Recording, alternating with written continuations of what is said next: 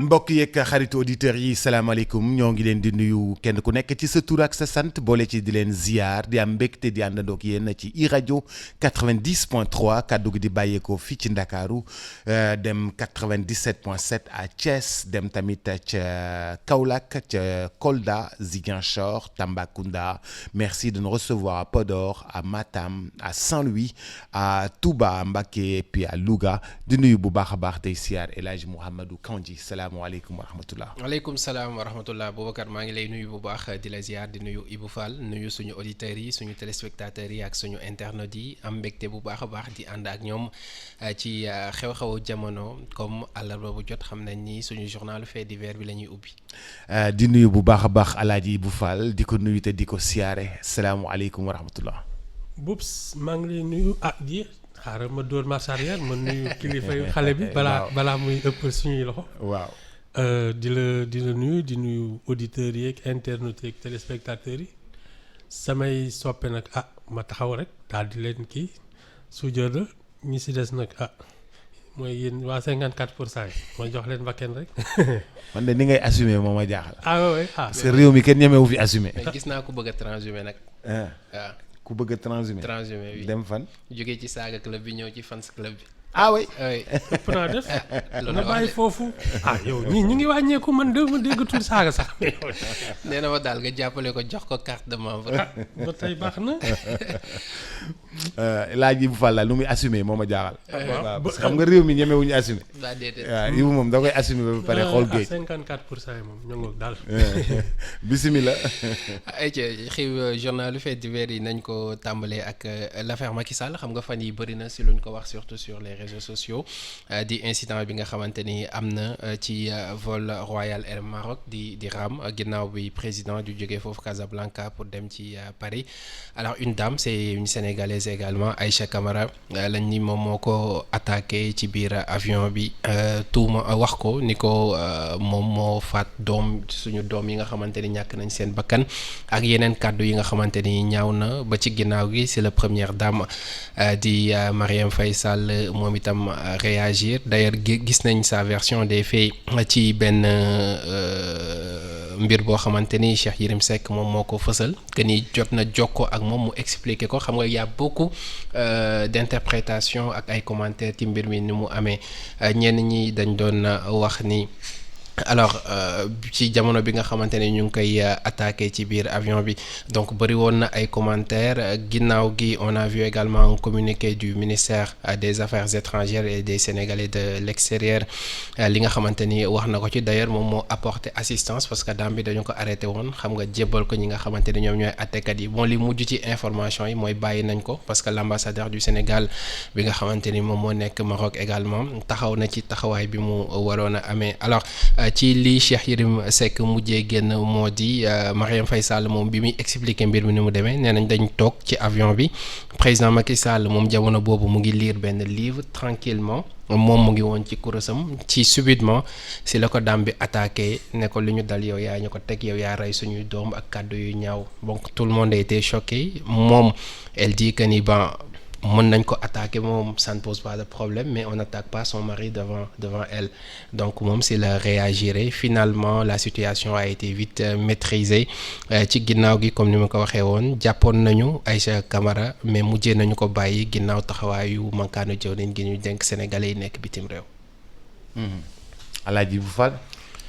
Bon man j'ai lu le communiqué du ministère des Affaires étrangères li ma jaaxal mooy elle a prêté assistance à une compatriote mooy ci kiiwu juridique bi mais le problème c'est que Macky Sall aussi est un compatriote alors d'abord elle se désole au moins de cette affaire. Elle n'a pas l'air de s'en désoler li ko jaaxal mooy que une compatriote a eu des problèmes avec la justice en territoire étranger et que daal il fallait lui apporter assistance. Bon, je veux bien, mais il faut pas oublier quand même que c'est un ancien chef d'État, qu'on soit d'accord avec lui ou pas, c'est une institution. Bon, je ne pense pas que dans l'histoire de notre pays, un ancien chef d'État ait eu à être agressé de la sorte.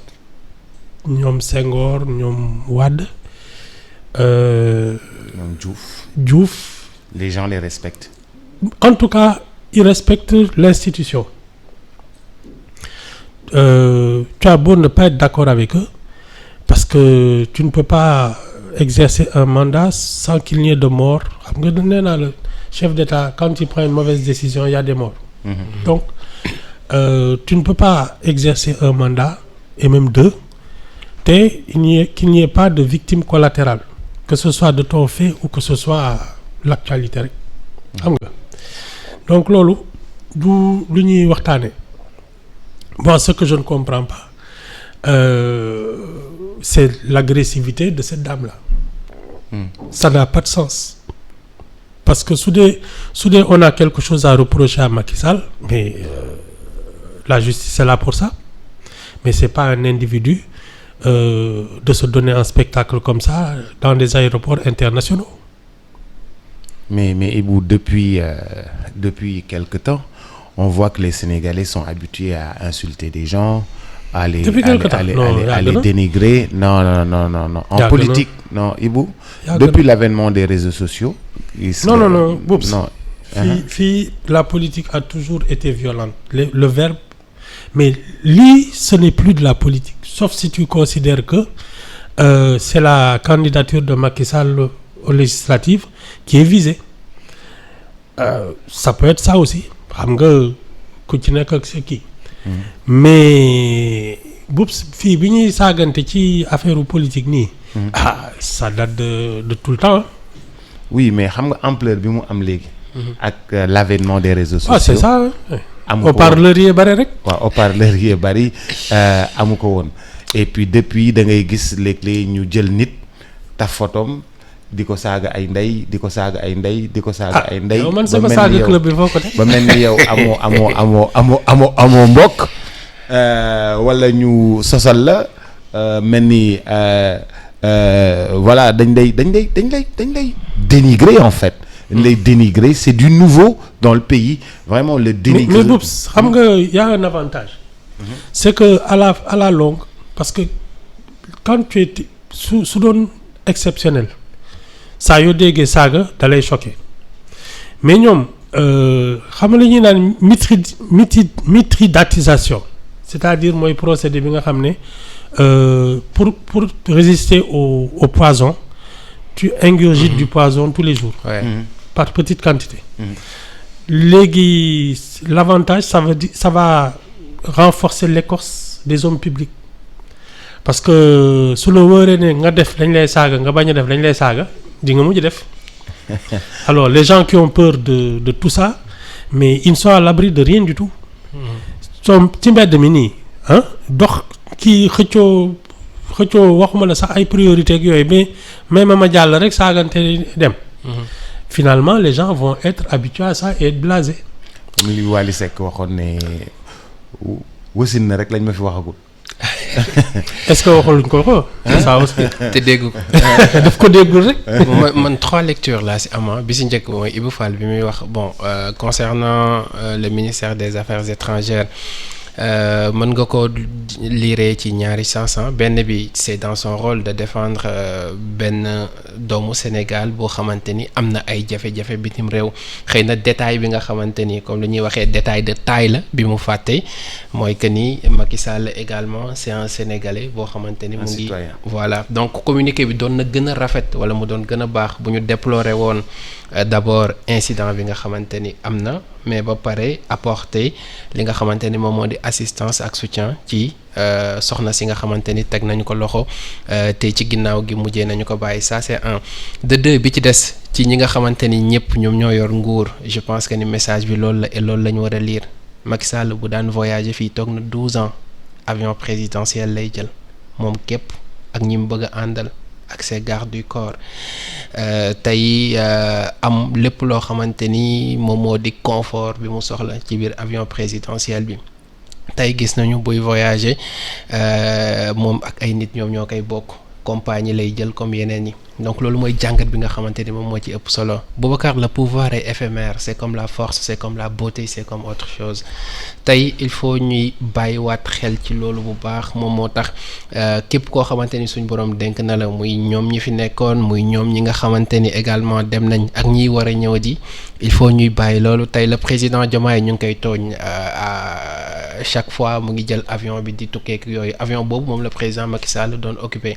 tey gis nañu incident bi nii ci compagnie boo xamante ni ñëpp xam nañ ko, ci lay dugg buy dem, même si bu dee première classe lay voyager, dina am ñeneen ñoo xamante ni ñoom lay bokkal avion bi. gis nañu ko également à New York bi muy soog a dem, am na ñu ko doon yuuxoo ak affaire yooyu noonu. loolu li koy waral et mooy troisième remarque bi nga xamante ni moo ci nekk, mooy tey li fi xew diggante mars 2021 ba ni mu joxee nguur gi ci 2024 amul responsable. donc bataille d'opinion la. tey ñi nga xamante ni seeni mbokk, seeni doom wala seeni àndandoo dee nañu ci événement yooyu noonu, amuñu coupable boo xamante ni tey moom la ñu mën a jël désigner ko ni kii la, parce que isam am na ci responsabilité, moom moo proposé teg li nga xamante ni moom moo di loi d'amnistie bi.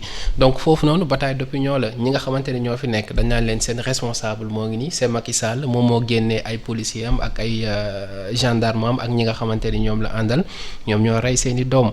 ñi nga xamante ni également ñoo ngi wax beneen côté bi ne non, ñi ne ñoo génn leen, ñoom ñoo, donc amul responsable. et loolu du yam fii nii kese, dinañu suivre tout au long ci li nga xamante ni moom moo di suñu histoire. tant que mënuñu toog xam dëgg ku ci nekk, c'est vrai que les responsabilités sont partagées, mais ku ci nekk ci ban degré nga ci am, toujours situation yi la ñuy dund. am na ñoo xamante ni mënatuñoo jàkkaarloo ak moom par rapport ak li ñu dund. ñeneen ñi de l'autre côté. donc ça également mooy beneen jàngat bi nga xamante ne am na ko ci. incident la bu malheureux, mais ça ne fait que commencer. mais dans tous les cas, Kandji, man damay jàng ci nit retenu. est-ce que xam nga loolu gën a jafe ci àddina. waaw am tenue, am retenu. xam nga sa lépp munoo ko permettre sa bopp, lépp munoo ko may sa bopp, lépp munoo ko fajal sa bopp. nit da ngay am tenue, am retenu. munoo nekk nit bu solu ba rafet ba dugg avion di def yenn yi. nit da ngay nite. man noonu rek laa ko gisee. nit da ngay am retenu. en tout cas retenu xam naa daal man pour man nit daf ko war a ba pare dal. poser quoi. xam nga retenu dal boobu noonu, loolu yar la, état d'esprit la. yar la moom laay wax. mooy li gën a jafe. tey nga gis am na ñoo xamante ni peut-être, je dis peut-être, bu ñu amoon occasion boobu noonu. ñëw mën a gisante ak Macky Sall ci benn espace boo xamante ni peut-être mën nañu waxtaan ak moom, dinañu ko laaj qu'est-ce qui s'est passé, parce que man j'aurais bien aimé xam dëgg-dëgg qu'est-ce qui s'est passé ci fin wu mandaam par exemple. tey su ma amoon occasion laaj ko nag ko laaj. fin wu mandaam c'est-à-dire. ci événement yi nga xamante ni succédé woon na fi. waaw ci kii woon. tey su ma amoon opportunité man gisante ak moom. loolu laa koy laaj, mais tey li ci yow nekk ci. Ibou Fall nekkul ci man. Kandji. D'accord. li ngay laajte nii. je suis sûr que on va le savoir ci campagne bi. ah voilà. loolu moom. yaakaar nga ko. waaw parce que ça va faire partie de li ñuy àttee camp yi. qu'est-ce qui s'est passé entre 2021 et 2024. ça va être l'arbitrage. est-ce que les gens qui vont parler vont le prouver ak naka lay mënti demee, mais soo bëggee àttee 17 novembre bii foog naa ne li jot a xew diggante 2021 ba 2024 fin mandat bi surtout, les gens vont voudront savoir, et c'est à partir de là je pense qu'on va voter. bon man leneen laa bëgg a souligner, tey le 9 octobre. moo dem anniversaire u Senghor. bi mu nekkee ci nguur 9 octobre c'était presque une fête nationale.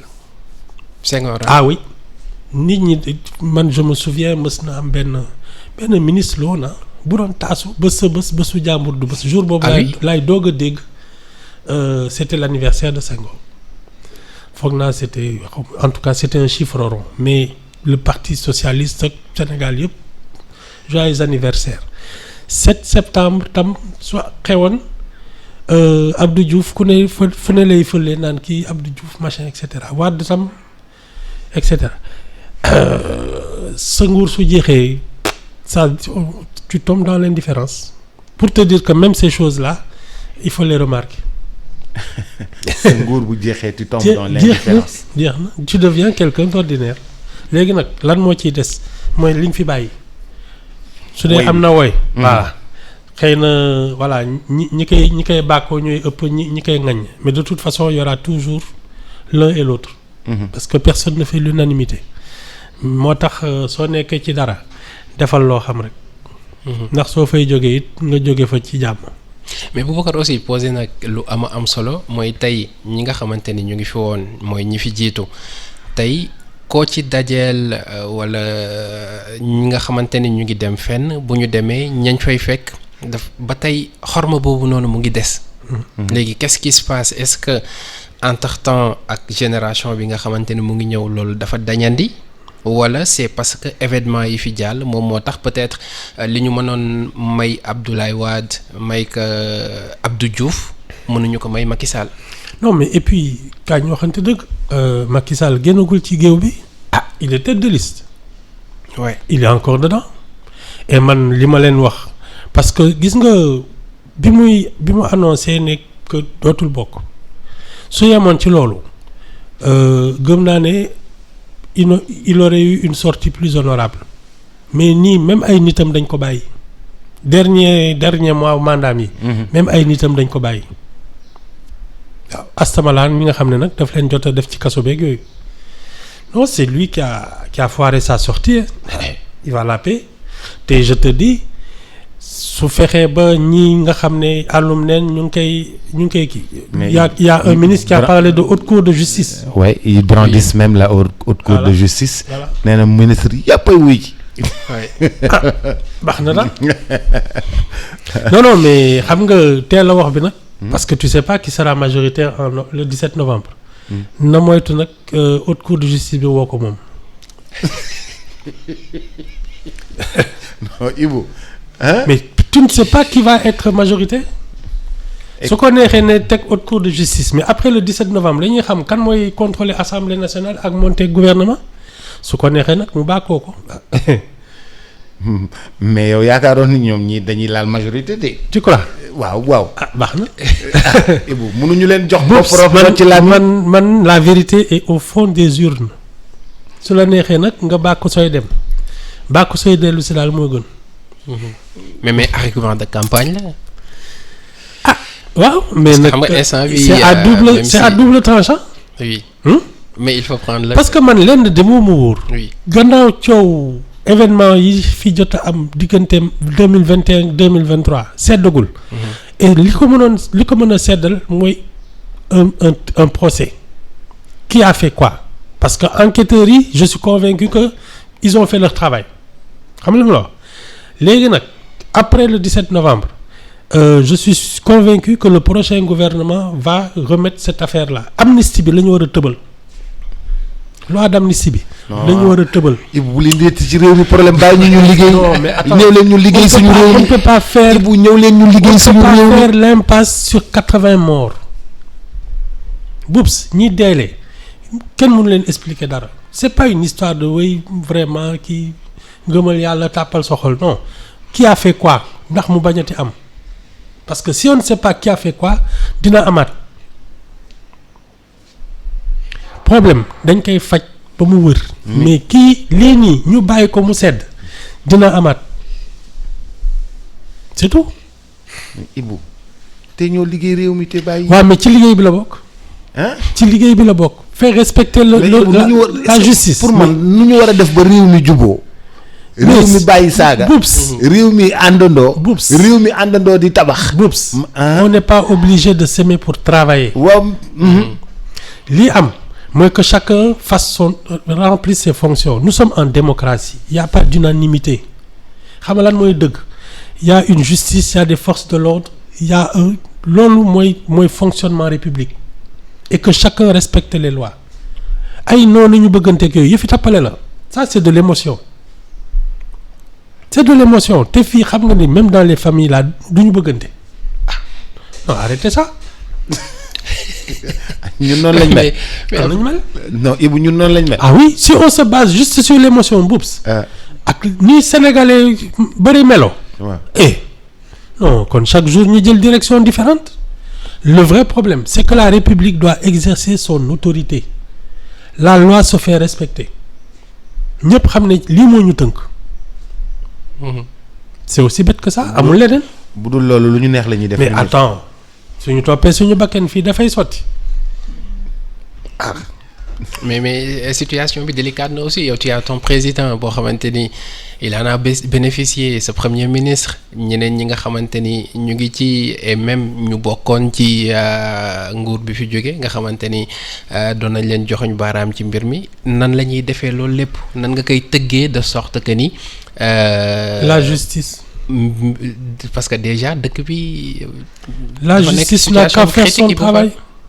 La justice n'a qu'à faire son travail. Qui a fait quoi? Ay enquêteurs am na fi police gendarmerie ak yooyu même armée am nañu des trucs d'enquête. Ils n'ont qu'à faire une enquête parce que c'est une question sérieuse. Lii suñ ko bàyyee mu jàll te xamuñu naka la demee dina amaat. mais Ibou ñun ñëpp ñun nee nañ bàyyi nañ mu jàll assemblée nationale nee nañ bàyyi nañ mu jàll. def nañu amnistie. def nañu lépp. nee nañu dañuy kii nii. tàppe nañu xol yi. tàppe xaar rek Ibou xaar rek tàppe nañu xol yi. suñ tàppeen xol yi du ñu agressé Macky Sall ci dans un avion tàppe wuñu xol yi ah wala. waaw léegi dañu woote. tàppe xol yi le communiqué du ministère des affaires étrangères. ñaw rek moo ci manqué ah. ñaw waaw. waaw ñaawlu moo tax ma naan leen communiqué bi ndax ñaawlu na. ak gatsa. loolu rek ci manqué bi. moom rek ci manqué. ñaw ak gatsa rek ci manqué. mais parce que Boubs. Combien de Sénégalais dans le monde ont des problèmes avec se font agresser, se font et ont des problèmes avec la justice waxuma la sax se font agresser mais ont agressé quelqu'un. Je ne pense pas que les autorités sénégalaises portent assistance à tous les Sénégalais. Waxuma la sax que tu te fasses agresser mais que tu agresses quelqu'un. Je ne pense pas que les autorités sénégalaises leur portent assistance. Un Sénégalais qui trafiquant de drogue ñu jàpp ko tu crois que les autorités vont lui envoyer un avocat parce que c'est un compatriote non nga xam ne lii c'est purement politique loolu mooy ñaw gisagoo dara. Ibou day déggoo de Ibou nee na ñaw ak gàtt sa rek manqué ci communiqué bi. mais bien sûr. en tout cas boo liiree communiqué bi parce que ñu bëri loolu la ñuy déplorer. mais xam nga bi ma communiqué bi li ma la njëkk a laaj. ndax ñaawlu nañ ko. non moom laa la parce que bon xoolee communiqué bi mu ngi nii lan lañ si wax ñëwaat ci situation bi que ni am na benn compatriote boo xamante ni am na ay jafe-jafe ak ñi nga xamante ni moom moo di yoonu Maroc. Et que ministère des affaires étrangères saisir na suñu ambassadeur bu fa nekk pour mu apporter ko assistance et ci ginnaaw gi libéré nañ ko c'est ça communiqué bu gàtt la bu soft alors looloo waral nga gis ginnaaw gi réaction yi surtout ñi nga xamante ni ñoom ñoo àndoon ak Macky Sall gis ni du diiñul ci jëwriñ boo xamante ni moom la ñu dénk wàllu bitim réew ils ont attaqué frontalement ki nga xamante ni moom mooy Yacine Fall di ministre bi ñu dénk wàll bi mais aussi da ngay gis ni c'est des positions politiciennes noonu nga ko mën a tuddee ku ci nekk di essayer défendre li nga xamante ni moom moo di kawam ci côté boobu noonu. xam nga man samay man directement loolu laa la wax directement mbaa ñaawlu nañ. Boubs en principe quand l'État vole au secours d'un compatriote day fekk ñu tooñ ko. c'est le principe ñu tooñ ko mu néew doole. mais yow fekk jàmbur mu toog même si c'est pas le président de la République fekk jàmbur mu toog nga agressé ko saaga ko nous on n'a pas apporté une assistance à cette personne. moo def yëfi boppam. non su doon Macky Sall daf ko fekk mu toog saaga ko dóor ko effectivement jaay ko doole ça tout le Sénégal devrait se lever pour dire c'est pas normal buñ ko jaay doole. mais kii dafa def yëfi boppam kenn sattu ko. elle n'avait qu'à assumer je vois pas pourquoi les deniers publics vont servir à défendre une personne qui fait ce qu'elle veut. mais pourtant loolu dañ koy gis bu dul cas bii rek bépp doomu Sénégal boo xamante ni mu ngi bitim réew am jafe-jafe ak yoon boobu noonu. le pays même bu tooñee parce que c'est loolu moom mooy yoon bi. parce que wutal avocat fayal ko avocat. dañ la war a taxaw dañ la war a assister. dañ la war a assister ba nga dellu si waat parce que ñoom aussi loolu moom mooy seen rôle ci côté boobu noonu pour que tes droits soient respectés. Je parle bien de ça. dañ koy gis souvent ci yi nga xamante ni jot na aw dinañu interpeller ñi nga xamante ni ñoom ñooy les autorités yi nekk foofu ko noonu que les droits de ce Sénégalais là soient respectés. ñu apporter ko aussi assistance bi mu am maintenant bu ñibbisee nag bu boobaa ñu mën a solder suñuy compte ak moom. maintenant ci cas bii nii je suis bien d'accord avec Ibou Fall ci lu muy wax ni lenn li manqué ci communiqué bi et ñu bëri loolu la ñuy déplorer mooy que ni dañu fàtte ni ki ñu tooñ également ki tooñ sénégalaise la mais ki ñu tooñ aussi sénégalais la. ah xëy na dafa changer nationalité. Macky Sall dafa changer nationalité. xëy na marocain la xam. bu doon marocain la ci lay gën a metti. aja ñu jàll ci bi ci topp.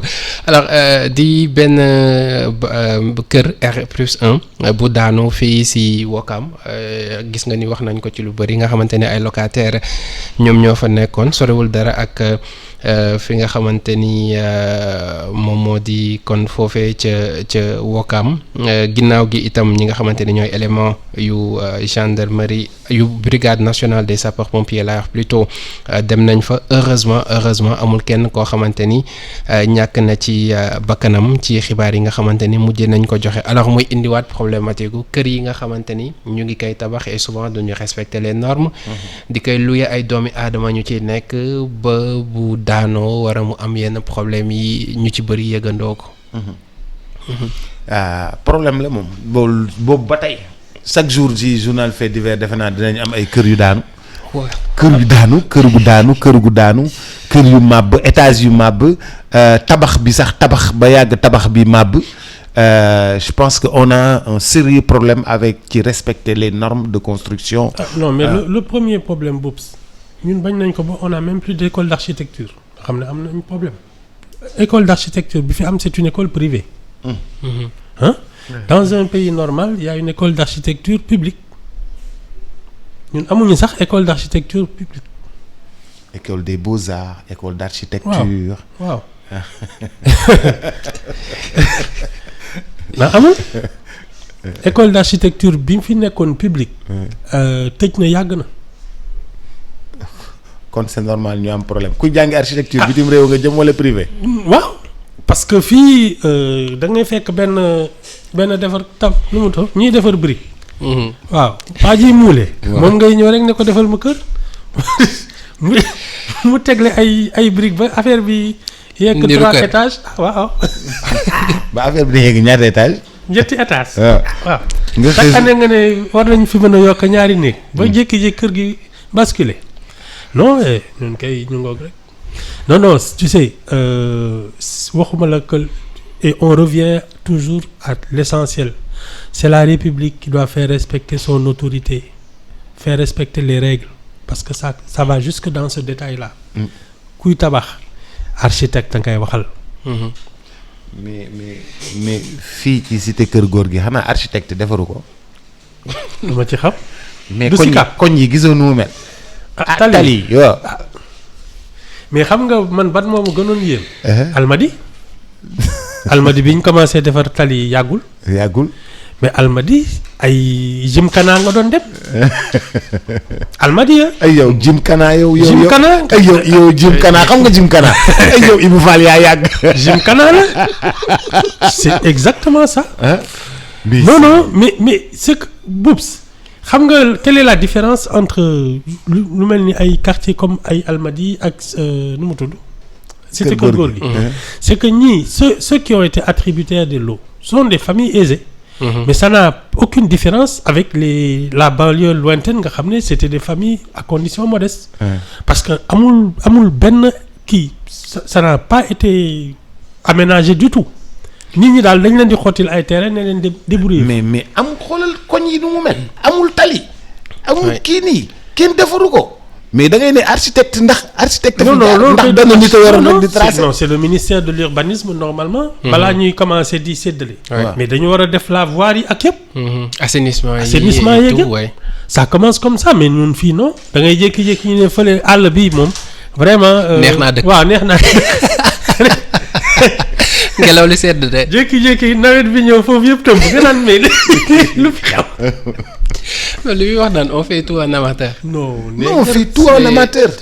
c'est lépp lu ñuy def duñ ko seet duñ ko organiser duñ ko xool dañuy dagg terrain yi ba pare ne ñii kii diw ak diw am nañ ci terrain yi kii nii mais après kenn du defar canalisation yi. kenn du defar voirie bi kenn du defar tali yi kenn du defar trottoir yi. kenn du prévoir fu jàkk bi di nekk kenn du prévoir fu église bi di nekk. kenn du prévoir fu lii di nekk kenn du prévoir. école bi fu muy nekk fu mbalit bi di jaar non. poste de santé yooyu ngay njëkkee tout ça ouais. Tout ça, c'est... Ak zone d'activité, parce que les gens qui habitent là-bas, ils ont besoin aussi de travail. Une zone d'activité, parce que normalement, par exemple, lotissement, il va y avoir une zone d'activité. Les commerces, les petites unités, ça va permettre aux gens qui viennent habiter là-bas aussi de savoir où ils vont installer leurs ateliers. Non, fii dañuy dëkk ba pare après on verra. Et loolu nga xamante ni moom mooy jógee ci kaw. moom mooy ñëw ba ci ñi gën a suufee parce que tey mënoo tabax kër amoo architecte amul benn mesure de sécurité boo xamante ni am na ci kër gi et tout ça day jouer même sur la santé des personnes parce que man mës naa assister si benn rencontre boo xamante ni c'est l'architecte là nu mu tuddati Jean-Charles Tall.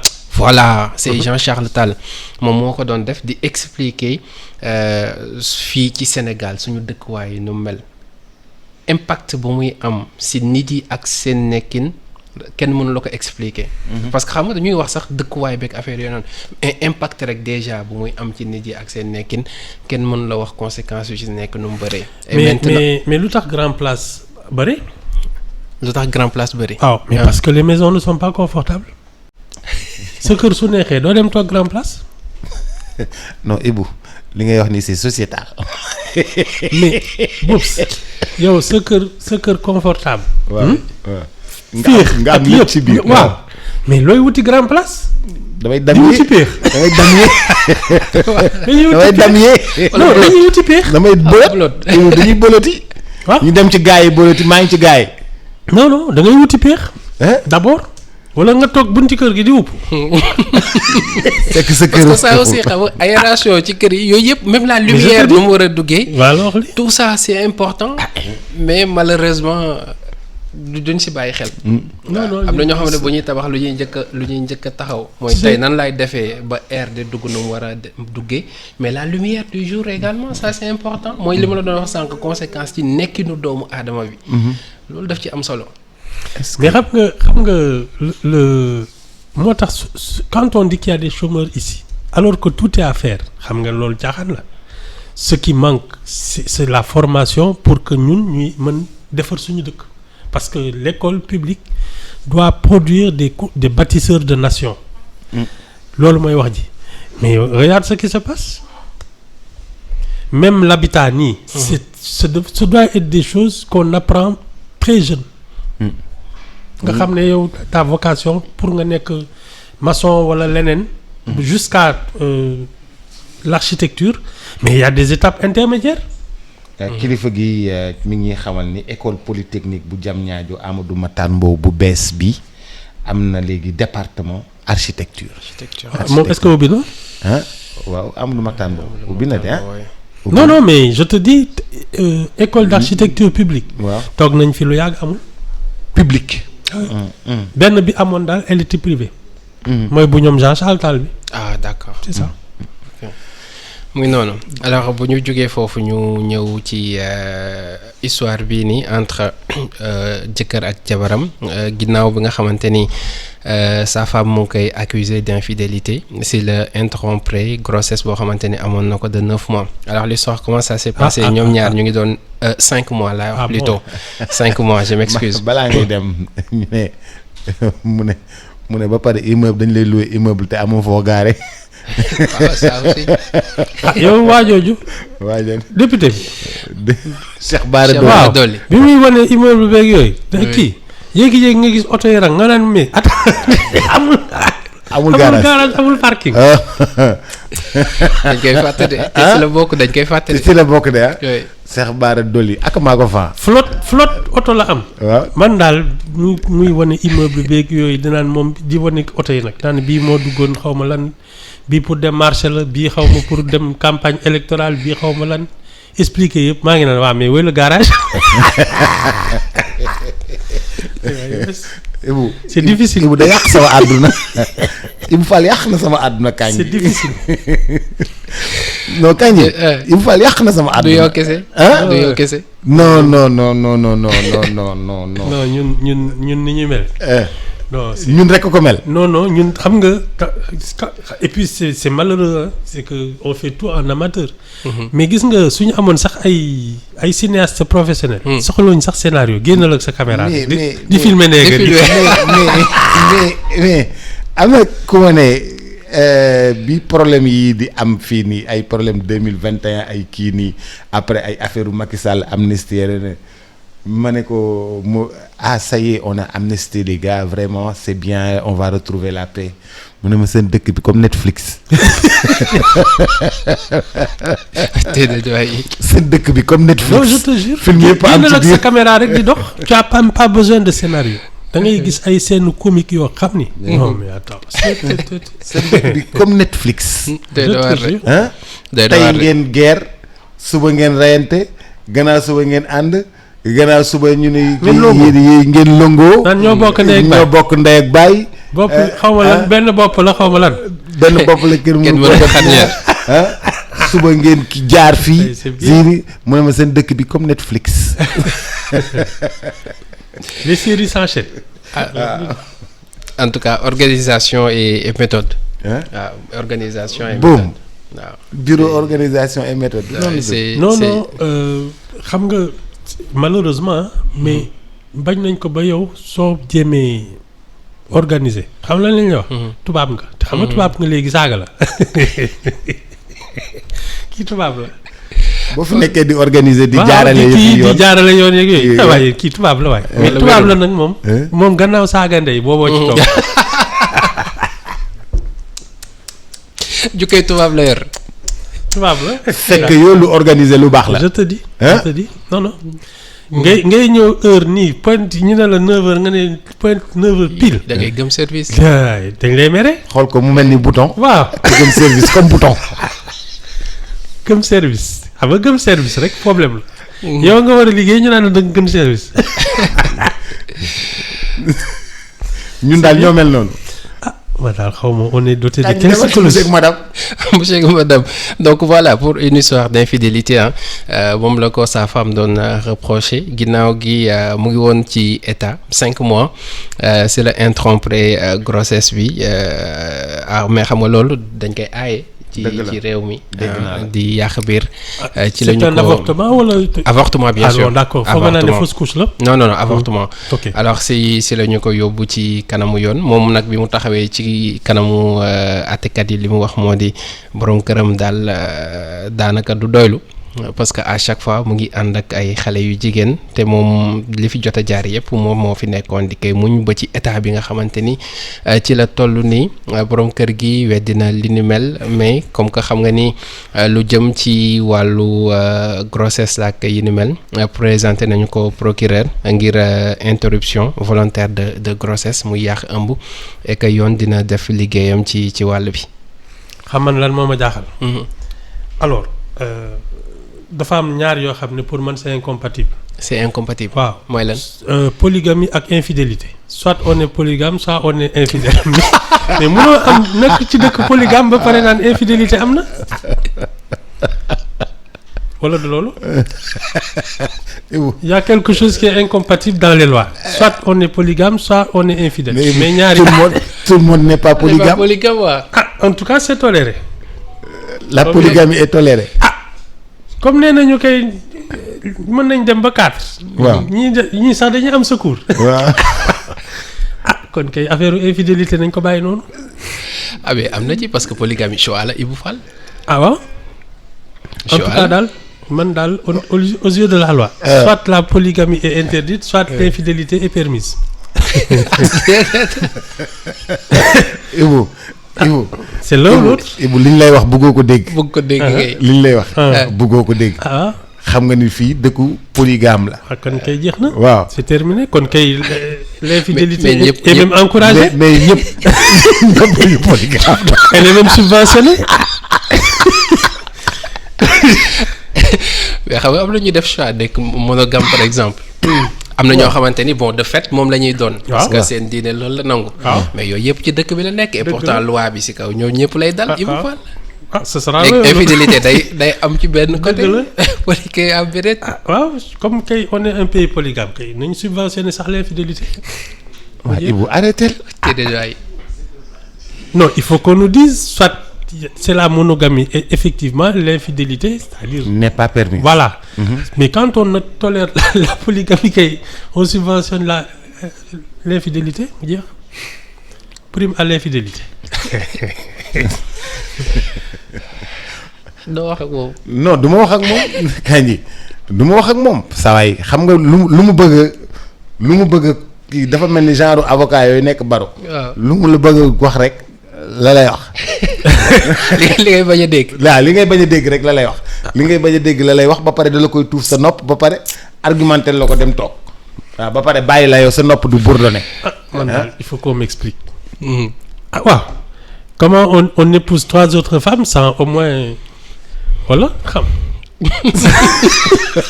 wala da ngay gëm rek naan joxe leen guro fële def ko loterie. non sa doom bàjjan ngay takk. Dëgg la. sa doomu tànt. Exactement. ah ah yooyu la rek. wala sa doomu ndijaay. Exactement paa yi ñoo koy dox yow yëgoo tino. ci théâtre yi kii la ñuy wax sama ndijaay maas.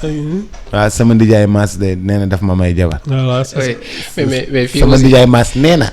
Ibou Fall na xam ni am na ñoo xamante ni dañuy wut pour takk mais am na ñoo xam ni aussi dañoo doy lu wut rek. non man kay c'est le principe. après man nit ñi li ñuy def man xaw ma ci dara mais c'est le principe même. soit qui pose problème. waaw soit on parle de polygamie soit on parle d'infidélité mais ñaari àndul loolu la xam. polygamie àndul ak infidélité. mukk c'est incompatible. mais Ibou dëkk bi ñëpp waaw ñëpp duñu waaw c'est duñu ça monogame. aussi. ah waaw bañ nañ ko ba tu as le choix loolu la ñuy waaw wax. am ñëpp nga duñu choix monogame. waaw. parfois sax polygamie limitée. waaw mais à loolu deux ou bien. ma ne la benn sax. c'est un problème. waaw. Ah, il faut expliquer aux gens si c'est pas une infidélité comment tu as fait loolu de laa wax.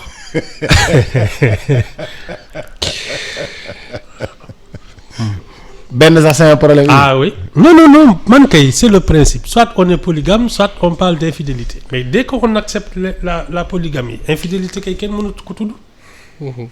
C'est tout. Loolu li may wax. waaw mais su fekkee waa ji monogame la kon moo tooñ. Ah laaj leen ko lu mu doon. man de non dama lay wax ne monogame la kon moo tooñ. soxna si de waxul loolu. ah soxnaam de waxul loolu. mais le rapport ak interrompre. grossesse bi moo ñu waaw. jaaxal. dafa c'est ça le gedd. problème kay. Non Dafa ah gedd. dafa gedd. doon ngay géddee. Ah gedd non mais ça c'est des moments de truc. xam naa elle a pété les plombs rek. oui. parce que doomam la tam. du doomu waa ji kese. Non ça c'est un moment de folie passagère hein. loolu rek la voilà de en tout cas daal li ma leen wax je vous donne 10 minutes pour répondre. Boubacar mooy répondre xaw ma instant bi voilà quoi. yow tu n'es infidèle à personne. tu n'es affilié. bokkoo si benn parti. tu n'es affilié à. Pour le moment. waaw il est infidèle à aucune femme. waaw pour le moment bokkuma si mais benn affilié woo fenn tam teg ci. pour le moment bokkuma si léegi benn non parti. damay laaj ndax am nga affiliation. non aligné la. oui ma. damaa rus tur bi rek mais yow ak sa waay ay kii ngeen. ñoo bokk parti. yéen a bokk parti sa waay yéen a bokk ay parti. non aligné lañ. ay non aligné ngeen. voilà. On peut rien vous reprocher.